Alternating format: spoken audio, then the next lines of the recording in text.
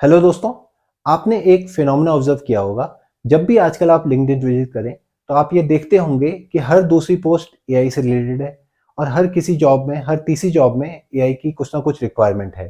हर कोई एआई का सर्टिफिकेशन कर रहा है और हर टूल पावर्ड बाय एआई है। मतलब कि उसमें किसी न किसी तरीके से एआई बिल्ट इन है। यहाँ तक तो ठीक था दोस्तों, पर ये सब तब स्केरी हो जाता है जब ऑलमोस्ट हर कोई प्रिडिक्ट कर रहा है कि AI will replace many jobs in future, advocates, doctors और इवन प्रोग्रामर्स। तो इसी बारे में दोस्तों आज का हमारा वीडियो। क्या चांसेस हैं कि AI will replace programmers in future? कितना कुछ चेंज होने वाला है जॉब मार्केट में एआई की वजह से, और क्या रहेगा ओवरऑल इम्पैक्ट, शेयर करेंगे अपनी ये रिसर्च इस वीडियो में। तो दोस्तों, मेरा नाम है Chetan Nidhani and I have about 2 decades of IT industry experience and through my video YouTube videos I am sharing those experiences. तो शुरू करते हैं। तो दोस्तों, इस तरह का नैरेटिव कि किसी भी अपकमिंग टेक्नोलॉजी की वजह से कोई जॉब मार्केट इम्पैक्ट होने वाला है या डिस्टर्ब होने वाला है, ये कोई नई बात नहीं है। मैं शेयर करता हूँ एक एग्जांपल 2005 का। तो मेरा एक दोस्त ASP.NET में काम करता था, जो कि एक फ्रेमवर्क है माइक्रोसॉफ्ट टेक्नोलॉजी स्टैक का, राइट। तो उस समय ASP.NET एक नई नई टेक्नोलॉजी थी और उसने कई सारे नए फीचर्स इंट्रोड्यूस किए थे। उसमें से एक फीचर था कि कोड जनरेशन का। मतलब उस टेक्नोलॉजी से पहले कंट्रोल्स वगैरह के लिए कोड हमें लिखना पड़ता था, लेकिन उसने ड्रैग एंड ड्रॉप का फीचर ले आया था, जिससे कि किसी भी यूआई को बनाना बहुत ईजी हो गया था। तो नॉलेज गेन करने के प्रोसेस में उस दोस्त ने कई सारी ट्रेनिंग्स करी, कई सारे सेमिनार्स करे और उससे ये इंप्रेशन बनाया कि अब फ्यूचर में तो प्रोग्रामर्स की कोई ज़रूरत ही नहीं होगी, क्योंकि सब कुछ तो ऑटो जनरेट हो रहा है। लेकिन दोस्तों, आप भी जानते हैं ऐसा बिल्कुल नहीं है। मतलब डॉटनेट की टेक्नोलॉजी अभी भी चल रही है, डॉटनेट के वेब फ्रेमवर्क्स भी अभी भी चल रहे हैं, जो कि ASP.NET भी एक वेब फ्रेमवर्क्स था। उसके बदले नए फ्रेमवर्क्स आ गए हैं, लेकिन वो अभी भी चल रहे हैं। उस टेक्नोलॉजी पे अभी भी लोग काम कर रहे हैं। काम करने का तरीका चेंज हो गया, लेकिन ऐसा नहीं है कि वो टेक्नोलॉजी खत्म हो गई। तो ये नैरेटिव कोई नया नहीं है। तो दोस्तों, ये narrative specific to IT field भी नहीं है, ये सभी फील्ड्स में ऐसा होता है। हमेशा से आदमी अपने जॉब्स के बारे में बहुत कॉन्शियस रहा है और स्ट्रांगली बिलीव करते रहा है इस नैरेटिव पर कि टेक्नोलॉजी जो है जॉब को रिप्लेस कर देगी बेसिकली, या जॉब टेक्नोलॉजी की वजह से कम हो जाएंगी। इसके दोस्तों बहुत सारे एग्जाम्पल हैं। 1910s और 1920s में जैसे कि गाड़ियों ने कैरिजेस को रिप्लेस किया, तो उसकी वजह से आदमी डरते रहा। मतलब ऐसा हुआ कि कैरिजेस को रिप्लेस कर दिया, लेकिन ऐसा नहीं हुआ कि उसकी वजह से जॉब कम हो गई। मतलब जॉब का नेचर चेंज हो गया, पर जॉब उसकी वजह से कम नहीं हुई। उसके बाद मास प्रोडक्शन की वजह से आदमी डरता रहा। आदमी को ये डर लगते रहा कि मास प्रोडक्शन होगा तो आदमी की रिक्वायरमेंट ही नहीं होगी। मतलब जहां पर 100 आदमी को रिक्वायरमेंट है, वहां पर सिर्फ 2 या 3 या 4 आदमी को रिक्वायरमेंट रहेंगी। लेकिन लॉन्ग रन में ऐसा कुछ भी नहीं हुआ। जॉब हमेशा बढ़ी ही है। जॉब का नेचर चेंज हुआ है, लेकिन जॉब हमेशा बढ़ी है। 1930s में रिसेशन का सारा दोष मशीन्स पे डाला गया। थ्रू आउट 1940s 1950 यही चलता रहा। उसके बाद रोबोट्स का डर आ गया। ऑलमोस्ट हर कोई हमेशा ये प्रिडिक्ट करता था कि जल्दी बस आने वाले 10 सालों में सारी जॉब्स रोबोट रिप्लेस कर देंगे, खत्म हो जाएंगी। और उसके बाद 1990s और 2000 के बाद इंटरनेट का डर आ गया। मतलब ये कहा जाने लग गया कि इंटरनेट की वजह से सारी जॉब्स खत्म हो जाएंगी, बैंकिंग की जॉब खत्म हो जाएंगी, सेल्स की जॉब खत्म हो जाएंगी, सब कुछ ऑनलाइन हो जाएगा। पर ऐसा नहीं हुआ।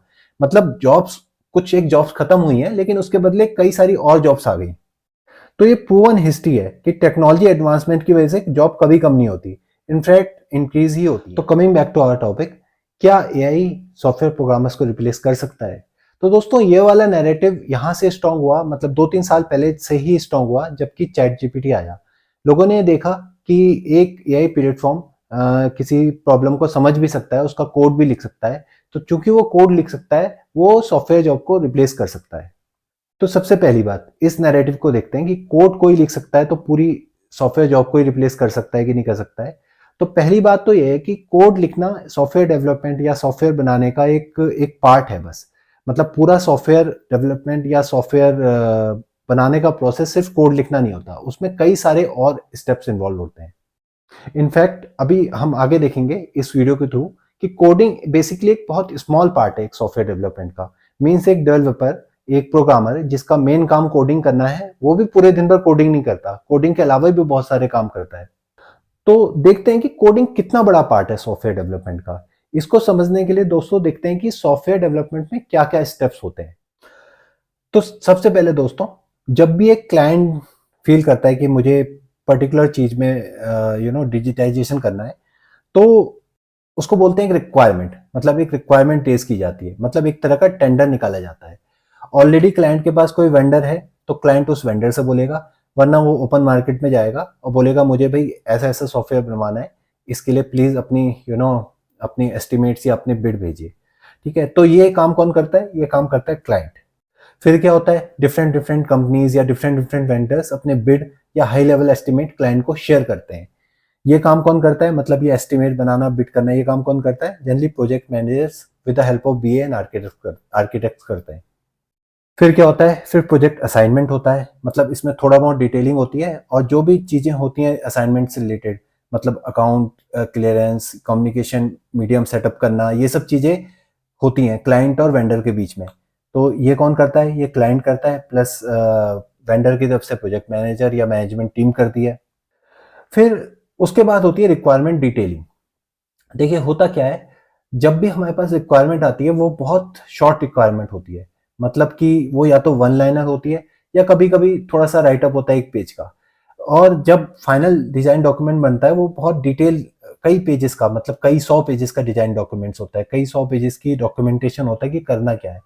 तो उस रिक्वायरमेंट को डिटेल किया जाता है, मतलब हर एक फ्लो को समझा जाता है, क्लाइंट के प्रोसेस को समझा जाता है। सपोज मैन्युफैक्चरिंग फील्ड से रिलेटेड क्लाइंट है तो उसके हर एक चीज को कि क्या कर रहा है, वो क्यों कर रहा है, ये सब चीज समझी जाती है। और इसको सॉफ्टवेयर में कैसे हम बना सकते हैं, बेसिकली सॉफ्टवेयर में कैसे ये रिक्वायरमेंट मैप होगी, उस चीज को फाइनलाइज किया जाता है या उस चीज की डिटेलिंग की जाती है।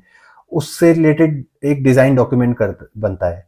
तो ये सब कौन करता है? बेसिकली ये बीए करता है, बिजनेस एनालिस्ट करता है, जिसको उस फील्ड का ऑलरेडी थोड़ा सा आइडिया होता है और बाकी वो डिटेल क्लाइंट से बात करके या उससे कम्युनिकेशन करके वो फाइनलाइज करता है। फिर रिक्वायरमेंट मैपिंग होती है, डिजाइन डॉक्यूमेंटेशन होता है, टेक्निकल डॉक्यूमेंटेशन होता है। मतलब कि हमारी रिक्वायरमेंट जो है बहुत ही फंक्शनल या बहुत ही नॉन टेक्निकल टर्म्स में है, उसको टेक्निकल टर्म्स में कैसे हमें टेक्निकली उसको कैसे करना है। मतलब वो ऐसे टर्म्स में है कि भाई ठीक है हमें पेमेंट करनी है, लेकिन पेमेंट करने के लिए कई सारी सर्विसेज की रिक्वायरमेंट होगी, कई सारी लेयर्स की यूआई की रिक्वायरमेंट होगी, एपीआईज की रिक्वायरमेंट होगी। उनको मैप कैसे करना है, मतलब पेमेंट एक फीचर हो गया, फीचर को टेक्निकल स्पेसिफिकेशन से कैसे मैप करना है, ये चीज की जाती है। इसमें कई चीजों का ध्यान रखना पड़ता है, कई लेवल पे इसमें एनालिसिस होती है। मतलब कि understanding market trends, formulating strategy, ये सब चीज किया जाता है। और ये सब चीज कौन करते हैं? या तो बीए करते हैं या आर्किटेक्ट करते हैं या मैनेजर्स करते हैं। फिर सॉफ्टवेयर में कई बार high level technical decisions require होते हैं। मतलब कि कौन सा टेक स्टैक रहेगा, कौन सा एस्टिमेट रहेगा, कौन से थर्ड पार्टी टूल रहेंगे, ये भी जनरली सीनियर टेक्निकल रिसोर्सेज या आर्किटेक्ट करते हैं।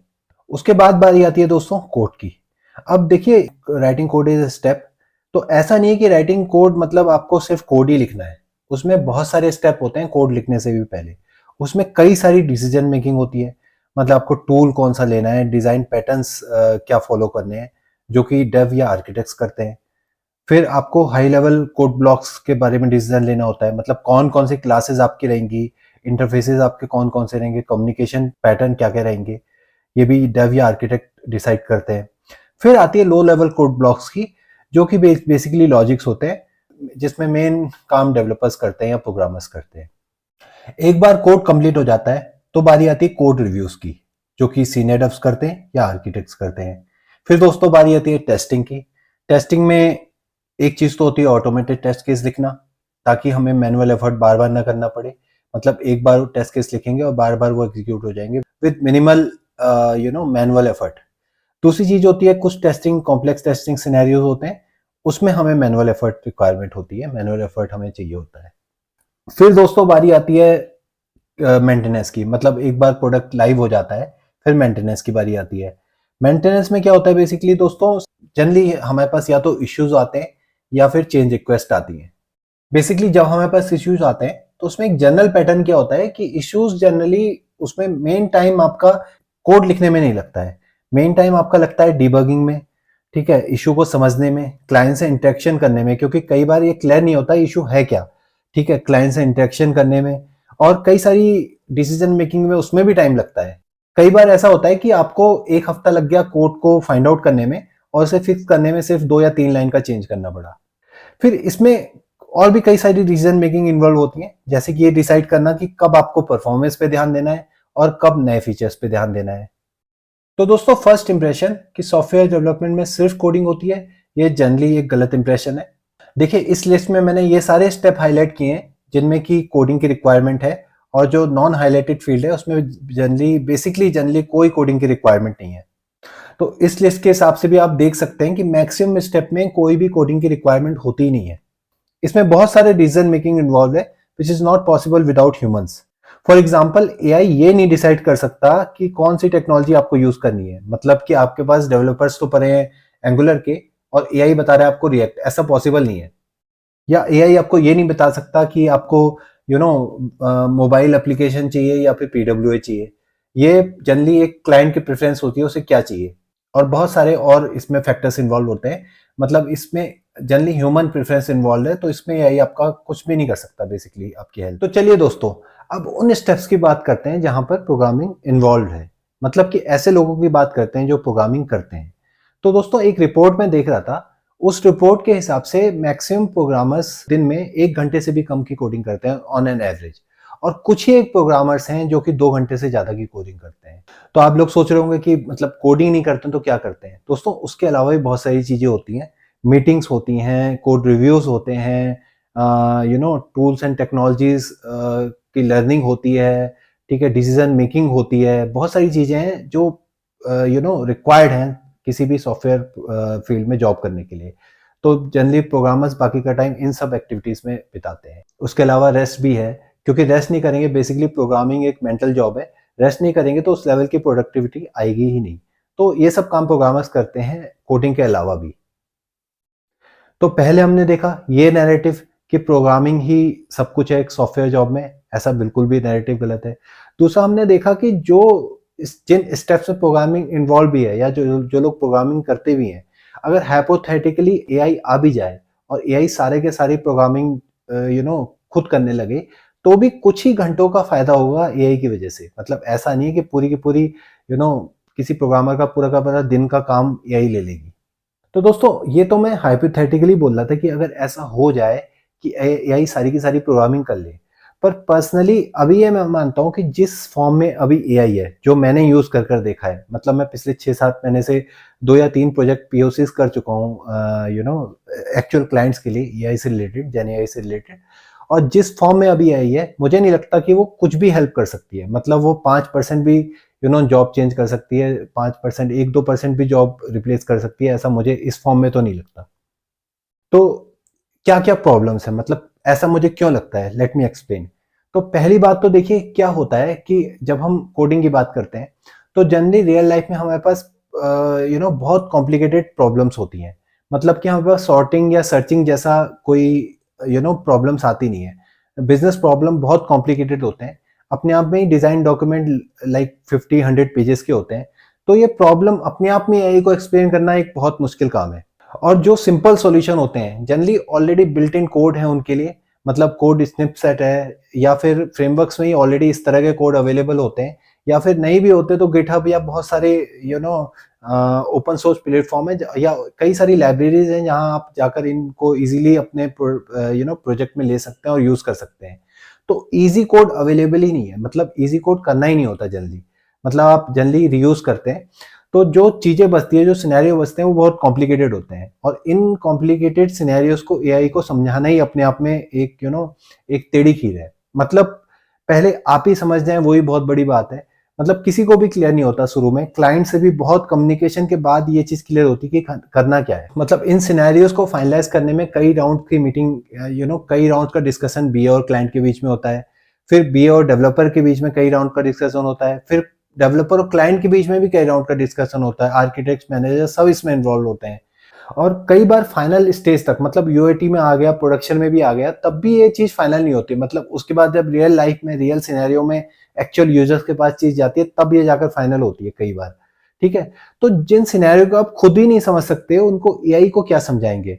ठीक है, और प्लस इतना सारा डेटा एआई को कैसे आप किस फॉर्म में समझाएंगे, मतलब पूरा कॉन्टेक्स्ट उसे देना पड़ेगा, राइट। तो अपने आप में इसे समझाना एआई को, मतलब सॉल्यूशन मांगने से पहले उसे समझाना ही एआई को एक बहुत बड़ी चैलेंज है।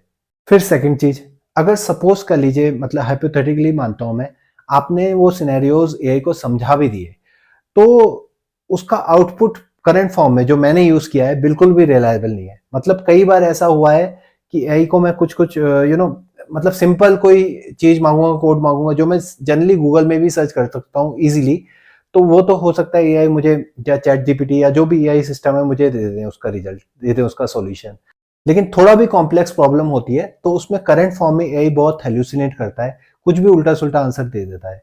ऐसा कई इंस्टांसेस मेरे साथ हुए हैं कि मतलब एआई ने कुछ मुझे आंसर दिया या सॉल्यूशन दिया, उसका कोई सेंस नहीं बन रहा है। मैंने फिर उसको बाद में जाकर फीड किया कि भाई ये ऐसा नहीं, इसका सॉल्यूशन ये होगा। और थर्ड चीज, देखिए एआई सिस्टम्स क्या है, डेली लर्न कर रहे हैं, डेली चेंज हो रहे हैं, तो उनका जो आउटपुट है वो रिपीटेटिव नहीं है। तो हम सॉफ्टवेयर फील्ड में ऐसी किसी चीज पे भरोसा नहीं कर सकते जिसका आउटपुट रिपीटेटिव नहीं है। मतलब ये एक प्रिसीजन का गेम है। कई ऐसे सिस्टम्स हैं बैंकिंग सिस्टम में, सपोज आपने 1 सेंट की भी गलती कर दी तो आपके ऊपर कोर्ट केस हो जाएगा। ऐसे कई मेडिकल सिस्टम है, आपने 1 सेकंड, आधे सेकंड, मिली सेकंड की भी गलती कर दी तो किसी के जान को खतरा हो सकता है। मतलब ऐसे सिस्टम पर आप कैसे रिलाई कर सकते हैं जिसका कि आउटपुट जो है वो रिपीटेबल नहीं है। मतलब आज एक आउटपुट आ रहा है, कल दूसरा आउटपुट आ रहा है, उस चीज से आप बोलेंगे कि पूरा का पूरा सॉफ्टवेयर हमको बना कर दे दे, ऐसा पॉसिबल नहीं लगता दोस्तों। तो दोस्तों ये तो हमने एक कुछ कुछ फैक्ट्स और कुछ सिनेरियोज की बात की। अब अ, अगर आप एक सॉफ्टवेयर कंपनी में काम करते हैं या फिर आपके कोई दोस्त काम करते हैं, तो उनसे पूछिएगा कितनी जॉब्स उनने किसी एआई टेक्नोलॉजी की वजह से जाते हुए देखी। मतलब ये आप आर्टिकल तो पढ़ रहे हैं, यूट्यूब वीडियो भी देख रहे हैं, कई सारे लोग भी ऐसा बोल रहे हैं, लेकिन अपने आंखों के सामने आपने ऐसे देखा है कि कोई प्रोग्रामर मतलब गया और उसके बदले कोई एआई सिस्टम उसके बदले का काम कर रहा है, या कोई भी सॉफ्टवेयर प्रोफेशनल रिप्लेस हुआ किसी एआई सिस्टम की वजह से? ऐसा आपने देखा है क्या? किसी एआई टूल को आपने प्रोग्रामिंग करते हुए देखा है, मतलब पूरा का पूरी जॉब को रिप्लेस करते हुए देखा है? या चलिए वो छोड़िए, आपने ऐसा देखा है कि कोई बहुत डम प्रोग्रामर था और सडनली एआई के आते ही बहुत स्मार्ट हो गया? ऐसा कुछ भी नहीं हुआ। फिर दोस्तों पास्ट में मैंने जैसे आपको बताया था, मैं पास्ट में कुछ एक प्रोजेक्ट्स में काम कर रहा था, मतलब 2-3 मैंने पीओसी किए एक्चुअल क्लाइंट्स के लिए। तो दोस्तों मेरा अपना एक्सपीरियंस जो अभी हाल फिलहाल में रहा है, मतलब मैंने 2-3 एआई प्रोजेक्ट्स पे काम किया है और मैंने देखा है, और ये जनरली एक रिपोर्ट भी मैं पढ़ रहा था, ट्रेंड ये है कि जनरली दोस्तों जो भी प्रोजेक्ट्स स्टार्ट हो रहे हैं एआई में, वो पीओसीज में खत्म हो रहे हैं। मतलब एआई टेक्नोलॉजी क्लाइंट को भी बहुत कुछ प्रॉमिस कर रही है लेकिन उतना डिलीवर हो नहीं रहा है। मतलब थ्रू सोशल मीडिया पोस्ट और थ्रू कोई इंपॉर्टेंट इन्फ्लुएंसर पर्सन ये बोल देता है कि मतलब एआई में ये है, वो है, सो है। कई क्लाइंट इसको ट्राई कर रहे हैं, लेकिन जब वो एक्चुअल उसे ट्राई करते हैं, एक्चुअल सिनेरियो में उसे टेस्ट करते हैं, तो उतना प्रॉमिसिंग एआई है नहीं बेसिकली। और ऐसा मैं एक्चुअल में प्रैक्टिकली मैं देख चुका हूँ, 2-3 बार ऐसा देख चुका हूँ, मतलब 3 मैंने प्रोजेक्ट किए हाल फिलहाल में। इसके अलावा दोस्तों जब भी ये स्टेटमेंट आता है ना कि AI will take over the world, तो मैंने देखा है इसके पक्ष में जो आर्गुमेंट होते हैं वो बहुत ही सिंपल और अजम्पशंस पे बेस्ड होते हैं। मतलब लोग ये बोलते हैं कि वी आर ऑलमोस्ट देयर, या फिर अभी, क्योंकि अब इतना सब हो गया तो ये भी हो जाएगा। दोस्तों ये सब अजम्पशंस है, ऐसा कुछ भी नहीं होता। मतलब आप देखिए ना, 1920 से रोबोट की बात चल रही है कि रोबोट रिप्लेस कर देंगे, लेकिन ऐसा कुछ भी नहीं हुआ। मतलब थोड़े बहुत रोबोट ने रिप्लेस किए, लेकिन जिस फॉर्म में अजम्पशन चल रही थी कि बिल्कुल आदमी जैसे काम करने लगेंगे, ऐसा तो कुछ भी नहीं हुआ ना। तो ये सब सिर्फ अजम्पशन है कि एआई पूरी तरह से रिप्लेस कर देगा, ऐसा हमने होते हुए देखा नहीं है बेसिकली। तो जो आर्गुमेंट इसके फॉर्म है ना, बहुत सिंपल है, इसलिए वो बिलीवेबल भी लगते हैं। मतलब ये कहा जाता है कि पास्ट 2-3 ईयर्स में इतना इंप्रूव हो गया तो अब बस हम वहां पहुंचने वाले हैं, लेकिन दोस्तों ये पास्ट 2-3 ईयर्स में नहीं है। ये जो एल्गोज हैं, ये चीजें हैं कई सालों से, मतलब 50-60 सालों से डेवलप की जा रही हैं, और अब हमारा हार्डवेयर इस लेवल पे है कि वो उन चीजों को सपोर्ट कर सकता है। तो वो जो चीज, जो जो रिसर्च इतने सालों से हुई थी, वो बस इंप्लीमेंट की गई है, और वो भी अभी किसी भी लेवल पे नहीं है बेसिकली। तो दोस्तों भले ही आर्गुमेंट पूरी तरह से अजम्पशंस पे बेस्ड हैं, बस सिंपल होते हैं तो लोगों को इजीली समझ में आ जाते हैं। अच्छा, जो इसके अगेंस्ट आर्गुमेंट होते हैं कि AI will take over the world, ये बहुत ही कॉम्प्लिकेटेड होते हैं। इन्हें पहले तो खुद समझना बहुत मुश्किल है, और समझ भी गए तो इन्हें समझाना बहुत मुश्किल है। जैसे एआई के एडवांसमेंट में कई सारे बॉटलनेक्स हैं। पहली बात तो, पहला बॉटलनेक ये है कि पहला सीपीयू बॉटलनेक है। अच्छा, इसमें एक आर्गुमेंट दिया जाता है कि क्वांटम कंप्यूटिंग आ रही है, लेकिन दोस्तों क्वांटम कंप्यूटिंग मतलब अभी आई नहीं है। बेसिकली हम एक अजम्पशन कर रहे हैं कि आएगी तब ऐसा होगा। जब आएगी उसमें टेस्ट होंगे, लोग उसे एक्चुअल यूज करेंगे, एक्चुअल एंड क्लाइंट यूज करेंगे, तब पता चलेगा उसकी कैपेबिलिटी कितनी है। फिर एक इश्यू है कॉन्टेक्स्ट लिमिट, मतलब एआई को कुछ भी रिजल्ट देने के लिए कॉन्टेक्स्ट ही होता है। जैसे कि आपका प्रोजेक्ट बहुत बड़ा है, तो अगर एआई को कोई प्रॉब्लम सॉल्व करनी है तो पूरे प्रोजेक्ट की डिटेल चाहिए। तो जनरली जब डेटा क्या होता है, डिफरेंट डिफरेंट लेयर्स में पास ऑन होता है, तो कितना डेटा पास ऑन होगा उसमें एक लिमिट रीच हो जाती है, वो कॉन्टेक्स्ट लिमिट है। बाकी हर एक टॉपिक ही अपने आप में बहुत कॉम्प्लिकेटेड टॉपिक है, इन्हें समझाने के लिए एक अलग वीडियो चाहिए, और मतलब एक वीडियो भी कम पड़ जाएगा जनरली। तो इस टाइप के लॉजिक्स हैं जो कि इस स्टेटमेंट के अगेंस्ट हैं, तो वो समझाना बहुत मुश्किल है, इसलिए वो बिलीवेबल नहीं हो रहता। फिर दोस्तों थर्ड बॉटलनेक्स है इसमें, ह्यूमन बॉटलनेक्स। मतलब आदमी को खुद ही नहीं पता रहता कि उसे बनवाना क्या है, क्लाइंट को खुद पता नहीं रहता उसे बनवाना क्या है। हर एक स्टेप में एंड तक चेंजेस चलते रहते हैं। जब आपको खुद नहीं पता आपको बनवाना क्या है, तो एआई उसे कैसे बना देगा। तो दोस्तों इन बॉटलनेक्स की वजह से मुझे लगता है कि फ्यूचर में, अभी नियर फ्यूचर में, एआई कोई भी सिग्निफिकेंट ना तो जॉब रिप्लेस कर पाएगा, ना ही काम रिप्लेस कर पाएगा। ये मेरा ओपिनियन है। अगर आप इससे डिसएग्री करते हैं या फिर आपकी और कोई राय है तो प्लीज कमेंट बॉक्स में मुझे बताइए। तो दोस्तों ये समराइज करते हैं अभी तक हमने डिस्कस क्या क्या किया। नंबर 1 बात तो हमने डिस्कस करी कि चूंकि ये इंप्रेशन है कि एआई टूल्स कोड लिख ले रहे हैं तो वो सारे सॉफ्टवेयर जॉब को रिप्लेस कर देंगे, ये गलत है, क्योंकि मैक्सिमम सॉफ्टवेयर जॉब में कोड रिक्वायर्ड ही नहीं होता। जिन सॉफ्टवेयर जॉब में कोड रिक्वायर्ड भी होता है उसमें भी प्रोफेशनल मैक्सिमम टाइम कुछ और करते हैं, मतलब कई सारी और एक्टिविटीज करते हैं जो कि कोड लिखने में हेल्पफुल होती हैं बेसिकली, राइट। और थर्ड थिंग, अगर हाइपोथेटिकली कोड लिख भी देते हैं तो क्योंकि सॉफ्टवेयर प्रोग्रामर्स बेसिकली काफी सारी और एक्टिविटीज कर रहे हैं, और कोड लिखना उनका बेसिकली एक अपने दिन के पर्टिकुलर 1 से 2 घंटे में ही काम कर रहे हैं। तो ज्यादा से ज्यादा अगर हाइपोथेटिकली एआई कोड लिख भी देता है तो वो 1 से 2 घंटे ही रिप्लेस कर पाएगा, या 1 से भी कम घंटा रिप्लेस कर पाएगा मैक्सिमम प्रोग्रामर्स का। और थर्ड चीज, करंट फॉर्म में मुझे पर्सनली ये नहीं लगता कि एआई कुछ भी रिप्लेस कर सकता है। तो अच्छा, अब जब हमने ये डिस्कस किया तो अब नेक्स्ट ये चीज है कि इतनी हाइप क्यों है इस चीज की, मतलब हर कोई ऐसा क्यों बोल रहा है। तो दोस्तों इस हाइप के पीछे ना जनरली बिग टेक कंपनीज है, बिग टेक कंपनीज की लॉबिंग है बेसिकली। तो दोस्तों ये एक पूरा साइकिल है, मतलब आपने देखा होगा सिर्फ सिर्फ एआई के साथ नहीं हुआ है, पास्ट में कई सारी टेक्नोलॉजी के साथ ये साइकिल ऑलरेडी हो चुका है। मतलब वेब 3 ले लीजिए, मेटावर्स ले लीजिए, ब्लॉकचेन ले लीजिए। कुछ दिनों पहले दोस्तों ऐसा कहा जाता था कि data is the new oil, और जिसने बिग डेटा और डेटा साइंस में कोई इम्प्लीमेंटेशन नहीं किया तो बेसिकली वो लैग कर रहा है, मतलब फ्यूचर में वो कंपनी ग्रो नहीं कर पाएगी। और कुछ ही दिनों पहले ये बात होती थी माइक्रो सर्विस के बिना अगर आप कोई कोई भी प्रोजेक्ट करते हैं तो आप मतलब प्रिमिटिव या लेगेसी प्रोजेक्ट कर रहे हैं। तो ऐसा नहीं है कि आज ये टेक्नोलॉजी चली गई, पर आज इन टेक्नोलॉजी की उस लेवल की रीच या उस लेवल की हाइप नहीं है। तो ये पूरा साइकिल है बेसिकली। तो क्या फायदा होता है कंपनीज को इस टाइप की हाइप क्रिएट करने से। देखिए, हाइप क्रिएट की जाती है फंडिंग के लिए। जब हाइप क्रिएट होती है वो in as a form of ad है बेसिकली, उसे देखकर कई क्लाइंट पीओसी करवाते हैं, कई कई क्लाइंट एक्चुअल इम्प्लीमेंटेशन भी करवा देते हैं। तो उस कंपनी के बेसिकली बिग टेक कंपनी या कंपनी से रिलेटेड वेंडर्स के कंसल्टेंट हायर होते हैं, ठीक है। कई लोग इसका सर्टिफिकेशन करते हैं, कई डेवलपर सर्टिफिकेशन करते हैं, पूरा एक इकोसिस्टम बनाया जाता है ताकि कंपनी की सेल हो सके। और दोस्तों इससे बड़ी चीज ये है ना, ये एक तरह की रॉटन इकोनॉमिक्स है, क्रोनी कैपिटलिज्म है ये बेसिकली। तो ये पूरा एक साइकिल है। ये कंपनी जनरली ग्रो नहीं करना चाहती, ये हमेशा बूम करते रहना चाहती है। इनके लिए जस्ट फायदा कोई बहुत छोटी सी चीज है, इनको हमेशा हर समय बूम करते रहना है, मतलब ये हमेशा पीछे पड़ी रहती है नेक्स्ट बिग थिंग के लिए।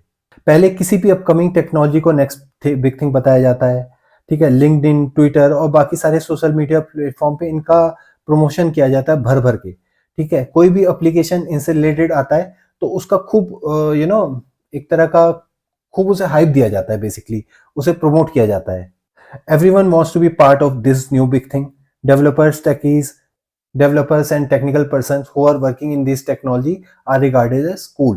Whole ecosystem is created.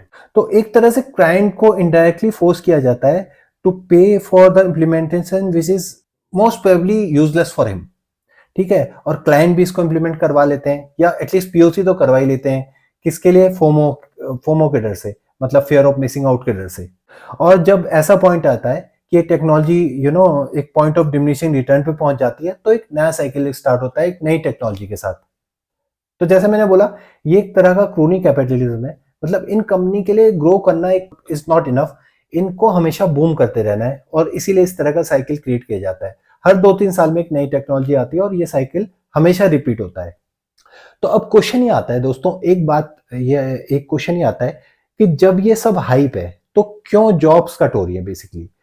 अच्छा, पहली बात, जॉब कट हो रही है कि नहीं हो रही है? हाँ, बिल्कुल हो रही है। जॉब मार्केट में इसका इम्पैक्ट है। क्यों कट हो रही है? इनके दो तरह के रीजन है। फर्स्ट रीजन कि क्या होता है, एक क्लाइंट जो होता है, जो नॉन आईटी फील्ड का क्लाइंट होता है, उसका एक बजट होता है कि इतना पोर्शन मैं अपने डिजिटल एनहांसमेंट के लिए खर्च करूंगा। अब देखिए, उसने वो एआई रिलेटेड चीजों के लिए खर्च कर लिया, क्योंकि वो नई अपकमिंग टेक्नोलॉजीज है, हर चीज उसमें बहुत कॉस्टली है, मतलब उसके कंसल्टेंट बहुत कॉस्टली हैं, उसके टूल्स बहुत कॉस्टली हैं। ठीक है, तो वो बजट का एक मेजर पोर्शन वहां चले गया। ठीक है, तो यहाँ पर उसका मतलब जो बचा हुआ चीज है, जो ऑलरेडी रनिंग एप्लीकेशन है या और टेक्नोलॉजीज का एप्लीकेशन है, उसमें बजट कम हो गया। तो बजट कम होगा तो क्या होगा? जॉब्स कट होंगी। तो पहला रीजन तो ये है। फिर कई सारे क्लाइंट ऐसे भी हैं जो वेट कर रहे हैं, मतलब उन्हें रियली में लग रहा है कि ये ना सब चीज चेंज होने वाली है, तो वो दो वजह से वेट कर रहे हैं। या तो वो ये सोच रहे हैं कि फ्यूचर में टेक्नोलॉजी बहुत स्टेबल हो जाएगी, तो हम जो अभी इम्प्लीमेंटेशन करने की सोच रहे हैं, 2-3 साल में बेटर इम्प्लीमेंटेशन हो जाएगा। और या वो ये सोच रहे हैं कि जब ये टेक्नोलॉजी बहुत कॉमन हो जाएगी, तो इसकी कॉस्टिंग भी कम हो जाएगी, तो हमें कम कॉस्ट में हमें अपना प्रोडक्ट मिल जाएगा। वही इम्प्लीमेंटेशन जो हम ज़्यादा कॉस्ट में कराएंगे एआई की हेल्प से, क्योंकि उसमें प्रोग्रामर्स की रिक्वायरमेंट भी नहीं है और सॉफ्टवेयर प्रोफेशनल की रिक्वायरमेंट भी नहीं है, तो वो इजीली कम कॉस्ट में हमारा हो जाएगा। तो इस वजह से मतलब जो है नई जॉब्स कम आ रही है, नई इम्प्लीमेंटेशन कम आ रहे हैं, कुछ इम्प्लीमेंटेशन होल्ड कर दिए गए। तो इस वजह से पूरे मार्केट में इसका इम्पैक्ट है। तो दोस्तों, कंक्लूजन क्या है इसमें? मतलब आपको एआई में टाइम इन्वेस्ट करना चाहिए कि नहीं करना चाहिए? क्या होगा फ्यूचर में? देखिए, फ्यूचर में अभी जिस फॉर्म में एआई है, मुझे ऐसा नहीं लगता कि फ्यूचर में वो कुछ भी इंपैक्ट डाल सकती है। मतलब हल्का फुल्का, देखिए कोई भी टेक्नोलॉजी जब आती है, ऐसा नहीं है टेक्नोलॉजी में कुछ दिक्कत होती है, टेक्नोलॉजी तो चलती है, मतलब उसका जो लेजिटमेट इम्प्लीमेंटेशन होता है वो तो होता ही होता है। जैसे ब्लॉकचेन है, कई जगह उसका अच्छा इम्प्लीमेंटेशन हो रहा है और अभी भी यूज की जा रही है। ठीक है, तो ऐसा नहीं है, वर्चुअल रियलिटी का कई जगह अच्छा इम्प्लीमेंटेशन हुआ है, उसका उसका यूज भी किया जा रहा है। ठीक है, तो ऐसा नहीं है कि टेक्नोलॉजी पूरी तरह से वेस्ट होती है। तो एआई भी इसी तरह से है, मतलब वो टेक्नोलॉजी रहेगी, सर्वाइव भी करेगी, थ्राइव भी करेगी, ग्रेजुअली करेगी। तो अगर आपको लर्निंग का मौका मिलता है तो जरूर लर्न कीजिए। तो दोस्तों, आपको ये डॉट कॉम बबल याद होगा। तो डॉट कॉम बबल मतलब 1990 के एंड में आया था, बेसिकली 1998 के बाद। उसमें हुआ क्या था कि हर कोई कंपनी जो कि वेबसाइट बना रही थी, उसको बेसिकली बहुत ज़्यादा फंडिंग मिल रही थी, हर जगह से फंडिंग मिल रही थी। ठीक है, और वो बेसिकली ग्रो करती जा रही थी, और इंटेंट मतलब उनके कंटेंट और इंटेंट कुछ था नहीं उनका, मतलब बेसिकली उनका काम था फंडिंग लेना। और वो बस्ट हुआ और उसकी वजह से एक रिसेशन आया। ठीक है, तो डॉट कॉम बबल की वजह से ऐसा नहीं है कि वो डॉट कॉम मतलब इंटरनेट या डब्ल्यू एक बेकार टेक्नोलॉजी है या इंटरनेट एक बेकार चीज है। उसके बाद भी ऐसा हुआ कि उसकी वजह से जो उसमें लेजिटमेट साइट थी वो कैरी ऑन करती रही, मतलब कई सारे अच्छी साइट कैरी ऑन करती रही और उनने अच्छा बिजनेस किया। लेकिन जो जो जस्ट हाइप की वजह से चल रही थी, वो कंपनीज बंद हुई, वो टेक्नोलॉजीज, वो कंपनीज बंद हुई बेसिकली। तो इस जो साइकिल मैंने समझाया, जो एक आर्टिफिशियल साइकिल हाइप क्रिएट किया जाता है, इस हाइप में भी ऐसी होता है। ऐसा है, जो लेजिटमेट काम कर रहे हैं वो सर्वाइव करेंगे और टेक्नोलॉजी भी ग्रो करेगी। और ये टेक्नोलॉजी में जो भी रिसर्च हो रही है, ये फ्यूचर में जो आने वाली चीजें हैं, जो आने वाली रिसर्च है, उनमें भी अपना योगदान देंगी। तो ऐसा नहीं है, टेक्नोलॉजी चलेगी, वो अपनी जगह करेक्ट है, उसमें कोई इशू नहीं है। इशू है जो आर्टिफिशियल हाइप बनाया जा रहा है। ठीक है, तो ये हाइप मुझे लगता है एक गार्डनर हाइप साइकिल आता है, मुझे लगता है ऑलरेडी हम इसके पीक में हैं। मतलब जस्ट 1-2 साल की बात है कि ये हाइप, अब ये बबल भी बस्ट हो जाएगा और इसके साथ ही नई टेक्नोलॉजी भी आएगी, तो नया हाइप क्रिएट होगा। तो दोस्तों, ये मेरा ओवरऑल मतलब कंक्लूजन है। बाकी आपको कुछ और लगता है या आपका कुछ और इसमें कमेंट है, तो प्लीज वीडियो पे जरूर कमेंट कीजिए। अगर कुछ ऐसी चीज हुई जो कि बहुत थॉट प्रोवोकिंग है, तो हम डिस्कस भी कर सकते हैं उसको। तो दोस्तों, इस वीडियो में यहीं तक। तो आप मेरे थॉट से एग्री या डिसएग्री करते हैं तो प्लीज कमेंट बॉक्स में लिखिए। Thanks for watching this video and thanks for giving your time, and we'll meet in next video. Thank you so much.